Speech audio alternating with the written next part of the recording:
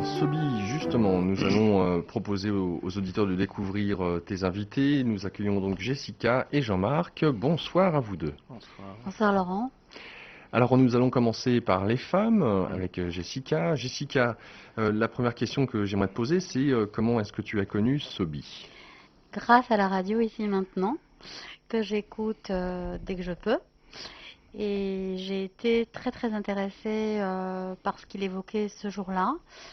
Et ça m'a donné l'envie de me former à ce stage dont il vient de parler, de Quantum Touch, et que j'ai donc effectué avec lui à peu près 2 mois et demi. La première question que j'aimerais aussi te poser, c'est quelle est ton approche justement de quand on parle d'inconscient, de conscient? Est-ce que ce sont des choses qui te sont familières, que ce soit peut-être par rapport à ton travail ou par rapport à tes centres d'intérêt? Alors, je suis psychologue clinicienne classique de formation universitaire et évidemment, je travaille avec l'inconscient quotidiennement. Je fais des thérapies aussi de type classique et je me suis aperçue dans certains cas des limitations de ces thérapies. C'est-à-dire que quelquefois, on a des patients qui ne bougent pas pendant des années malgré tous nos efforts pour les faire évoluer. Et c'est très peu gratifiant pour nous.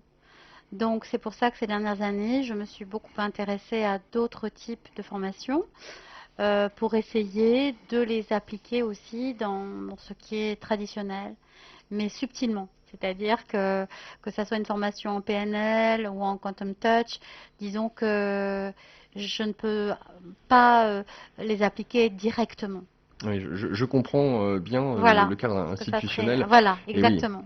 Et dans ce sens-là, puisque vous êtes dans un cadre institutionnel, le fait de vous intéresser au Quantum Touch, je serais curieux de savoir qu'est-ce qui vous a interpellé quand vous avez entendu Sobi à la radio parler du Quantum Touch. Parce que là, on est dans le domaine énergétique, du pouvoir de l'esprit sur nous en tant que tel, sur la matière aussi. Dans quelle mesure est-ce que cela vous a interpellé? C'est-à-dire, ce qui m'a intéressée, c'était le fait de pouvoir uniquement, quelquefois par la pensée et pas obligatoirement par le toucher, arriver à débloquer des tensions dans le corps du patient. Et je trouvais ça extraordinaire, avec son accord bien évidemment, parce qu'on ne peut pas travailler sans l'accord du patient. Mais je trouvais ça vraiment tentant comme technique à tenter d'appliquer. Donc c'est ça qui m'a le plus plu. D'accord, donc un esprit d'ouverture, Exactement. vous caractérisant. Tout à fait. Alors comment s'est passée cette formation? Qu'est-ce qui, de prime abord, vous a surpris ou découvert en vous-même que vous ne soupçonniez pas, ou de la pratique en elle-même, de ce qu'elle peut revêtir? Parce qu'elle est particulière. Alors à travers justement votre témoignage, on va découvrir ce qu'est la pratique du Quantum Touch. Eh bien, dans un premier temps, Sobi nous a donné des directives à appliquer en binôme. Nous étions 14 étudiants et nous nous sommes mis 2 par 2 pour effectuer, selon ces directives, certains exercices entre nous. Et c'était assez extraordinaire de voir que très rapidement, des douleurs pouvaient disparaître. La notion de chakra, je pense que les gens maintenant, en suivant votre émission, savent ce que sont les chakras. En travaillant sur les chakras, on pouvait s'apercevoir qu'il y avait vraiment une remise immédiate en place, soit des chakras, soit des corps un petit peu déstabilisés, à savoir que Sobi nous explique comment réaligner certaines parties de notre corps au niveau des omoplates, par exemple, ou au niveau du bassin. Et on observe, nous, réellement ce qui se passe. C'est-à-dire que uniquement, quelquefois, par la force de la pensée, on voit des élèves avec le corps qui se réaligne. C'était assez magique.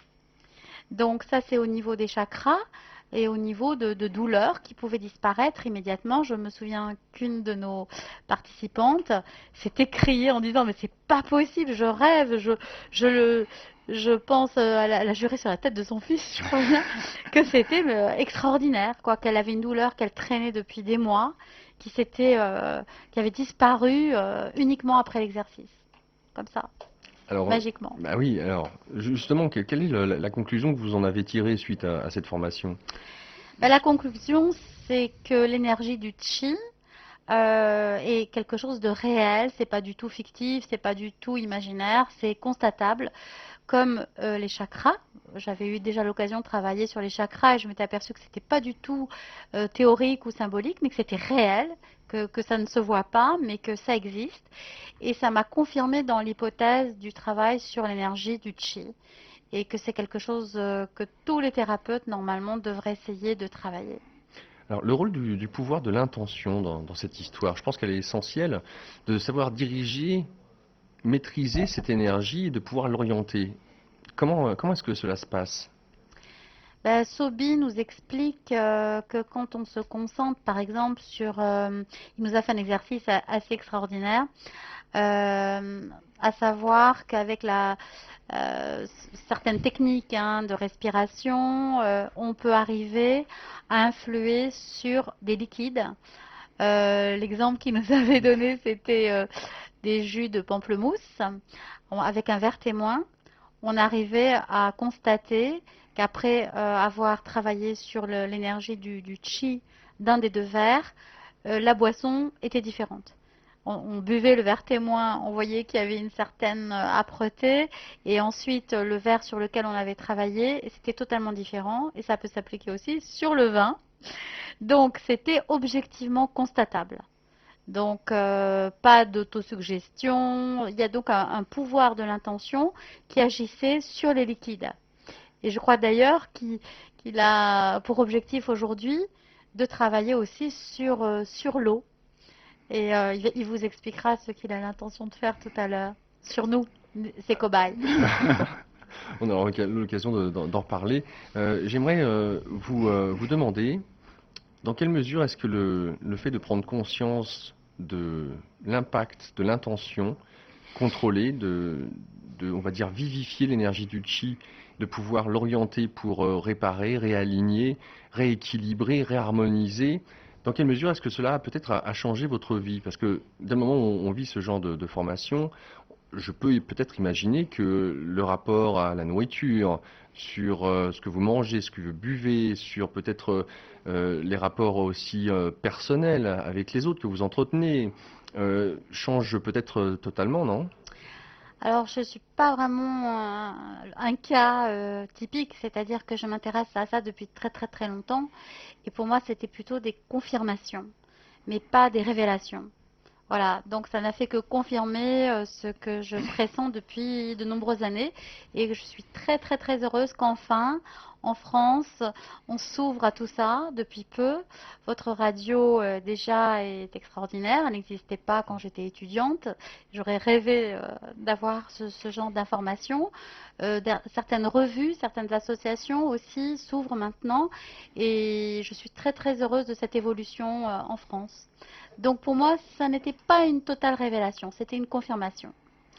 Et dans l'application que vous en avez au quotidien? Disons que ces dernières semaines, j'ai eu un torticolis horrible qui est apparu et que j'ai essayé de m'auto-guérir. Malheureusement, j'ai vaguement amélioré, mais j'ai pas guéri complètement. Donc j'attends que Sobi finisse le travail.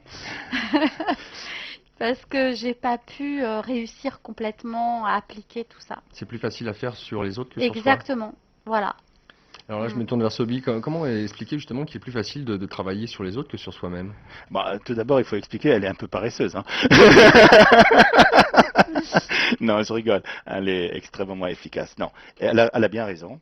C'est-à-dire, en réalité, si on peut le faire, et d'ailleurs, j'enseigne le fait de le faire. Mais même moi-même, quand je veux le faire, je préfère que quelqu'un d'autre le fasse pour moi.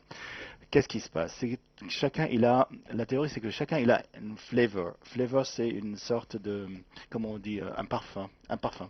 C'est un parfum, si vous voulez, avec son chi. Chacun, il sécrète un certain chi. Donc, lorsque moi, je sécrète mon propre chi, ce n'est pas marrant. Je préfère de loin travailler sur quelqu'un d'autre. Ça va aller beaucoup plus rapidement. Et si quelqu'un travaille sur moi, même un débutant, et c'est plus rapide. Mais il est vrai que le deuxième jour, on apprend à travailler, si vous voulez, on peut travailler sur soi, il faut mettre par exemple les mains d'une certaine manière. Bon, se contorsionner par exemple pour arriver, parce qu'on travaille avec les deux mains, pour arriver une main sur le cou, une autre ailleurs, Bon, on peut le faire 5 minutes, mais s'il faut peut-être rester un quart d'heure, les gens n'aiment pas trop, quoi. C'est ça un peu le souci, mais il est très faisable et très possible de le faire sur soi-même. Euh, Comme je l'ai dit, c'est pas vraiment le truc. Je me suis, par exemple, quand je me lève parfois et il y a le chauffage qui marche, j'ai mal à la tête, eh bien, tout simplement, moi, je le fais à distance, c'est-à-dire, je prends un coussin, je dis c'est ma tête, et puis j'envoie, et puis ça passe tout de suite. Ça, tout le monde peut le constater, tout le monde peut